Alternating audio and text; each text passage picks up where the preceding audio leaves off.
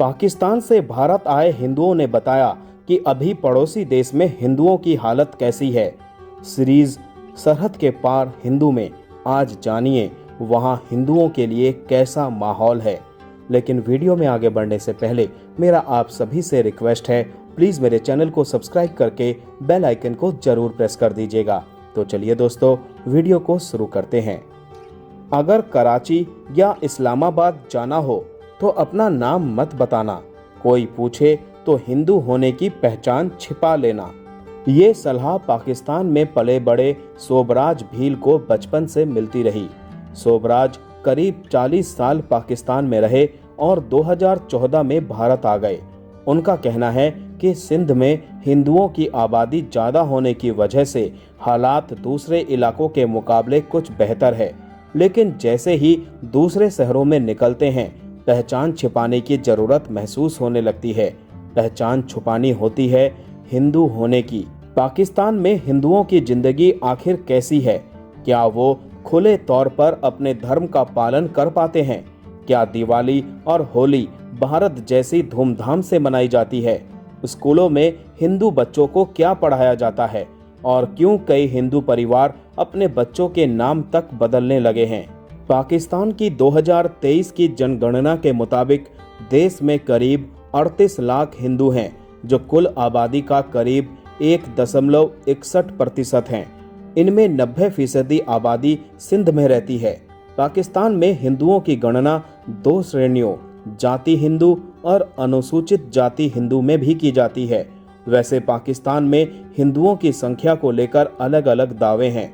वहां की हिंदू पंचायत उनकी संख्या 50 लाख से ज्यादा होने का दावा करती है और कई रिपोर्ट्स 38 लाख से 50 लाख तक बताती हैं। सरकारी डेटा के हिसाब से साल 1981 में करीब 12.8 लाख हिंदू थे, जबकि 1998 में 24 लाख, 2017 में 35 लाख और 2023 में 38 लाख थे। अगर प्रतिशत में देखें तो वहां की कुल आबादी में हिंदुओं का प्रतिशत हमेशा से 1 से 2% ही रहा है।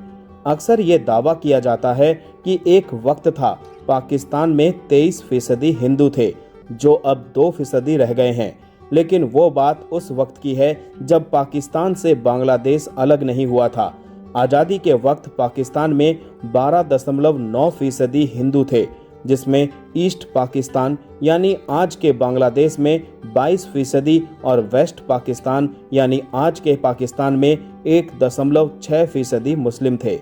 समय के साथ आबादी बढ़ी जरूर है, लेकिन कुल जनसंख्या में उनकी हिस्सेदारी सीमित रही है। अगर सभी अल्पसंख्यकों की बात करें तो साल 2022 में NADRA नादरा की ओर से जारी किए गए आंकड़ों के अनुसार पाकिस्तान में 22,01,566 हिंदू थे, जबकि अहमदी 1,88,340 और ईसाई 18,73,348 थे। इनके अलावा सिखों की संख्या 7,413 थी। बहाई धर्म को मानने वाले 14,537 लोग थे।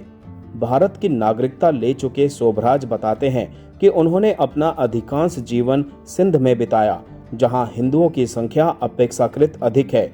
इसलिए वहां धार्मिक गतिविधियां दूसरे इलाकों की तुलना में अपेक्षाकृत आसान रहती हैं। लेकिन जैसे ही कराची, मुल्तान या इस्लामाबाद जैसे शहरों में जाना पड़ता है, माहौल बदल जाता है। सिंध में हिंदू ज़्यादा हैं, इसीलिए वहां उतनी दिक्कत नहीं होती। लेकिन अगर कराची, मुल्तान या इस्लामाबाद जाना पड़े तो पहचान छिपा कर जाना पड़ता है। नाम बताने से भी डर लगता है। पुलिस लूटने को तैयार रहती है। वहीं पाकिस्तान से 2014 में भारत आए जान बहादुर सिंह भी लगभग यही बात कहते हैं। उनके मुताबिक गांवों में रहने वाले हिंदू अक्सर सिर झुकाकर जिंदगी जीने को मजबूर होते हैं। वो बताते हैं कि वहां हिंदू बस जी रहे हैं, सिर उठाकर नहीं रह सकते।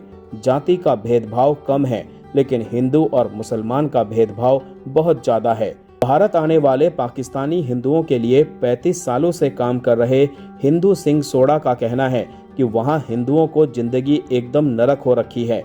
पाकिस्तान में हिंदुओं के सामने सबसे बड़ी समस्या धार्मिक उत्पीड़न है। वहां धार्मिक उत्पीड़न चरम पर है। एक एक दिन काटना मुश्किल है। दिवाली होती है, लेकिन वहाँ भारत जैसी नहीं होती। भारत में दिवाली कई दिन पहले शुरू हो जाती है। बाजार सज जाते हैं, घर रोशनी से भर जाते हैं और हर तरफ उत्सव का माहौल दिखाई देता है। पाकिस्तान से आए हिंदुओं का कहना है कि वहाँ त्योहार तो मनाए जाते हैं, लेकिन सीमित दायरे में।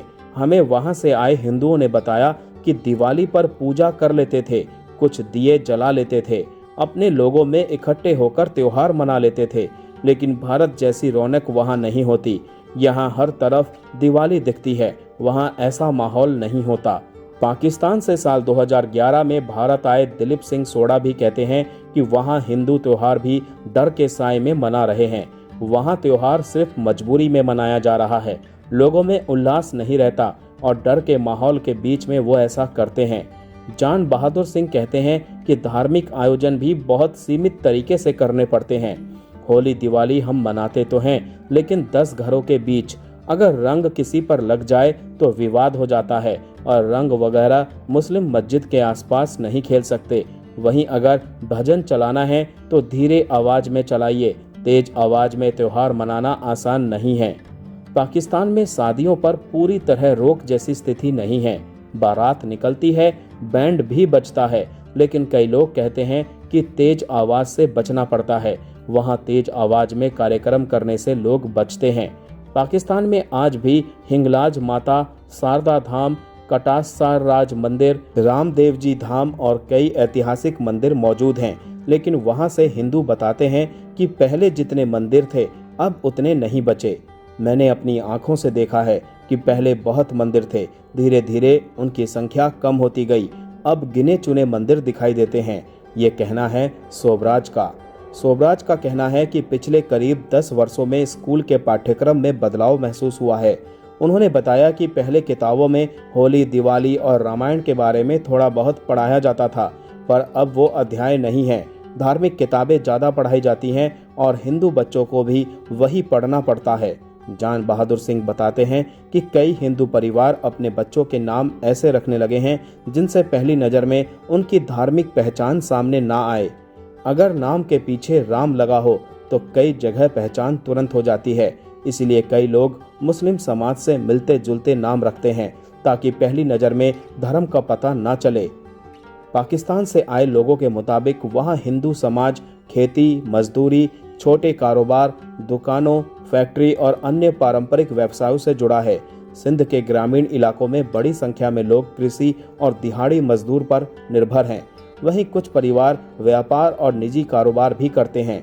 वहीं पाकिस्तान से आए एक और हिंदू ढालाराम बताते हैं कि वो परिवार के साथ यहाँ आ गए थे और यही उनका सबसे बड़ा अचीवमेंट है। ढालाराम कहते हैं कि वहाँ के बारे में क्या ही बताएं, बस वहाँ से आ गए, अपने देश आ गए। एक बातचीत में पाकिस्तान से आए लगभग सभी हिंदुओं ने एक ही बात जरूर कही कि पूरे पाकिस्तान को एक नज़र से नहीं देखा जा सकता। सिंध के कई इलाकों में हिंदू अपेक्षाकृत सामान्य जीवन जीते हैं, जबकि दूसरे क्षेत्रों में हालात अलग हैं। उनकी रोजमर्रा की जिंदगी छोटी छोटी सावधानियों, सामाजिक संतुलन और अपनी धार्मिक पहचान बचाए रखने की कोशिशों के बीच गुजरती है। शायद यही वजह है कि भारत आने वाले कई हिंदू सबसे पहले किसी सुविधा का नहीं बल्कि एक बात का जिक्र करते हैं, अब कम से कम अपने नाम और अपने धर्म को छिपाना नहीं पड़ेगा।